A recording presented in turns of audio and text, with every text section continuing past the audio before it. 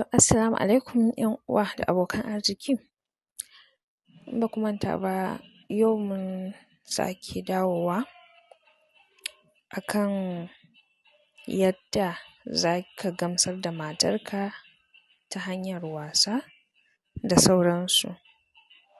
To, yauwa, mu mata muna son wasa fiye da mazajenmu.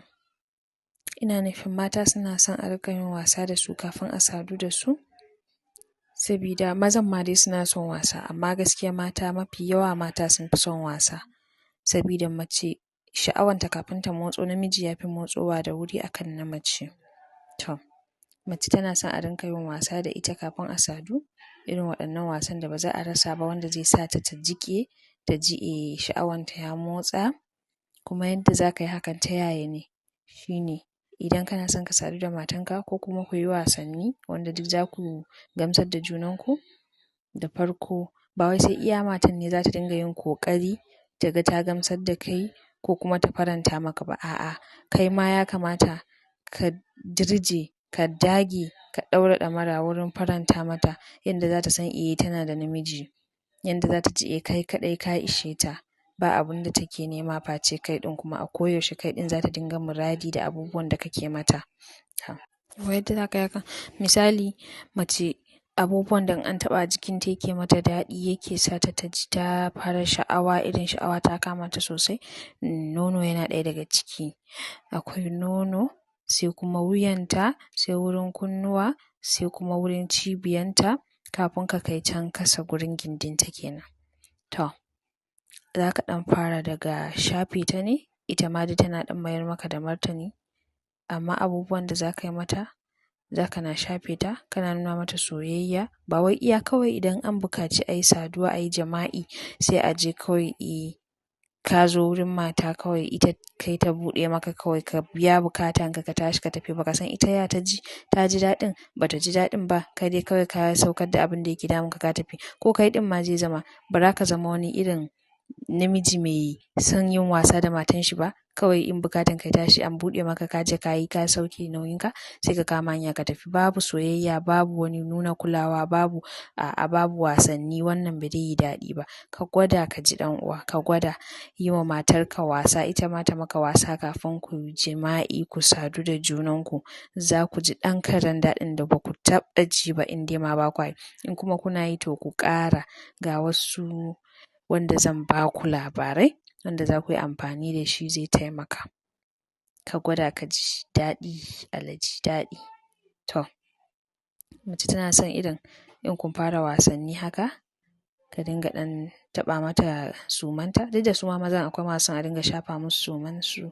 Kana ɗan taɓa kanta, wuyanta, kana sumbatar wuyanta, kana sumbatar ta a baki, ka ɗan sa harshenka, ka zura harshenka a cikin bakinta, kana lugwigwitawa, ita ma ta kamo tana ɗan lugwigwitawa a hankali dai fa, cikin shauƙi da ƙauna da soyayya. Za ku riƙa yi. Kana ɗan zura harshenka a bakinta, ita ma tana kawo maka nata, kuna ɗan goggoga su, kuna kakkaɗa su, kuna shan bakin junanku irin. To, yana ƙara daɗi. Kana ɗan hannayenka yana kan nonuwanta ko kan cibiyanta ko kuma hannunka yana gangarawa zuwa wurin maranta, kana ɗan shafa ta. Ka fara sumbatar ta har wuya. Kana sumbatar wuyanta, kana lallashewa, kana ɗan cizon kunnuwanta, ka sauko har kan nonuwanta. To, an zo gurin. Daga nan za ka ji tana gaggantsarewa ita da kanta hakan nan. Alamun daɗi ya fara shiganta kenan. Kana saukowa, kana lasan wuyanta, hannunka yana kan nonuwanta, hannunka yana ɗan girgiza nonuwanta, kana ɗan jijjiga su. Sai ka kawo yatsunka kan bakin nononta. Kana ɗan matsawa a hankali, a hankali kana matsawa, kana ɗan kamo su, kana matse su. Sai ka sauko da bakinka. Bayan ka kama nonuwanta da hannayenka biyu sai ka haɗa su guri guda. Sai ka ɗan tsotsi bakin wannan, ka tsotsi bakin wannan. Irin ka dinga tsotsa a hankali, kana ɗan haka kakkaɗa harshenka a kai. A hankali ba wai da yadda zai mata zafi ba, yadda dai za ta ji daɗin shi. Kana kakkaɗa harshenka a kai, haka kana tsotsotsa. Kana girgiza su, ka kama da hannayenka ka girgiza, ka jijjiga, ka jijjiga, ka sa baki. Za ka ji ta fara sumbatu, tana sumbatu, tana sumbatu. Ba ta son ka daina. In ka ɗan ɗau mintuna ko ka je wani guri za ka ga ta dawo da kai gurin. ta dawo da kanka gurin irin ka ci gaba ɗin nan. To, daga nan bayan ka fara kakkaɗa su kana kakkaɗawa da harshenka kana ɗan ciccizawa hannayenka kuma zai sauka ne kan yadda na ce kan cibiyanta ko kuma maranta ko kuma ya zarce can wurin gindinta kenan. Sai ka dinga ɗan shafowa a hankali ba wai ka zura hannunka ba. A'a kana shafowa a hankali na wurin belinta.